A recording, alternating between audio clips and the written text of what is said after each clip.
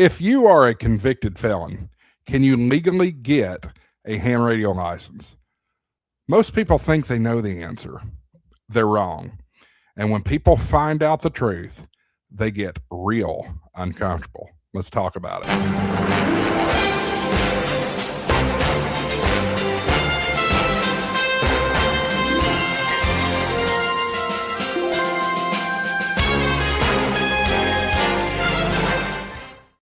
Hello, everybody. Welcome back to HamShackTV. I'm your host, Josh, AA4WX. Appreciate you tuning in. Today's video is brought to you by Gigaparts. Gigaparts.com is your ultimate source for ham radio gear. They've got antennas, transceivers, power supplies, all kinds of stuff. Maybe you're not into ham radio, or maybe you've got some other things you're in mind. They've got great stuff. They've got computers. They got computer components, 3D printers, maker supplies, all kinds of great stuff. Metal detectors, toys, camera gear, all kinds of great stuff. Go to gigaparts.com. You can shop online in your socks, or if you're in the Huntsville, Alabama area, you can shop in person at their store at 6123 University Avenue in Huntsville, Alabama. Fantastic store, guys. I've featured their store on the channel before. Go check them out. Gigaparts.com and use coupon code HamShackTV. That gets you double rewards points. That's Gigaparts.com. Appreciate their support of HamShackTV. So today we're clearing up one of the biggest myths in amateur radio. This is not legal advice. Let me be very clear about that. I'm not a lawyer. I do not have any legal knowledge, so this is not legal advice. This is plain English reality. Ask almost any ham this question, you'll hear the same thing. Of course, felons can't get a license. Some will say it confidently. Some will say it smugly. And almost all of them are wrong. People believe felons lose all rights and can't be trusted with radios, and that the FCC would never allow it. That belief gets repeated so often it's treated like fact, even though it isn't the truth. The truth? Well, here's the truth.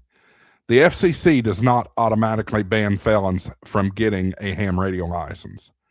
There is no question on the exam asking if you are on a felon. Volunteer examiners, or VEs, are not background investigators. The FCC issues licenses based on technical knowledge and rule compliance, not whether someone lived a perfect life. Ham radio licensing is about whether you understand the rules, not your personal history. Now, that doesn't mean anything goes. Court restrictions do matter. Probation or parole conditions can absolutely prohibit radio use. If someone's past crimes involved radio misuse, fraud, or national security issues, the FCC can deny or revoke a license. And if someone abuses the privilege, the FCC will act. The FCC isn't naive, but they also aren't moral police. Here's what really makes people mad. It's not felons on ham radio. It's the idea that ham radio isn't an exclusive club. There's a gatekeeping culture in this hobby that treats radios like sacred objects and newcomers like intruders. Some people would rather see the hobby shrink than share it with someone they don't personally approve of. And that's the uncomfortable truth. So here's the real question.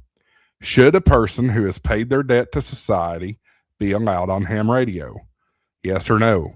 Comment your answer and tell me why. Whether you agree with me or not, this conversation does matter, because a hobby that can't tolerate discussion won't survive, especially in a communications hobby. That said, I do want to add, that was my brief list of notes. I do want to add from a VE perspective what happens. So on the form 605, that's the form that we submit as a VE to the VEC, and then they forward on to the FCC. There is a question, we call it the BQQ, or basic qualifying question. Has the candidate or applicant ever been convicted of a felony? We don't ask what, we just ask yes or no. Specifically, when I was running my VE team, I specifically say before I ask them that question, I don't need any explanation. I just need a yes or no answer to this question. Have you ever been convicted of a felony? If you answer yes to that, here's what's going to end up happening. The VEC will process everything as normal. However, you will need to submit an affidavit or a response to the FCC when you pay your application fee, which is $35 as of this recording. That does not guarantee that you're going to get approved or not. As we said before, if your felony crime has to do with national security or misuse of radio frequencies or radio equipment or something to that extent, that might keep you from getting a license. I've known felons, people that have been convicted of a felony and lost their license. But once they pay their debt for society, let's say it's a white collar crime or something like that, there's a good chance you'll get your license back. You just have to explain yourself to the FCC.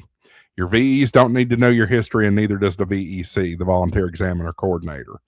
So keep that information to yourself and make sure you follow up with the FCC, because you'll have 14 days from the time that you submit that the VEC submits your application to the FCC to explain yourself to the FCC.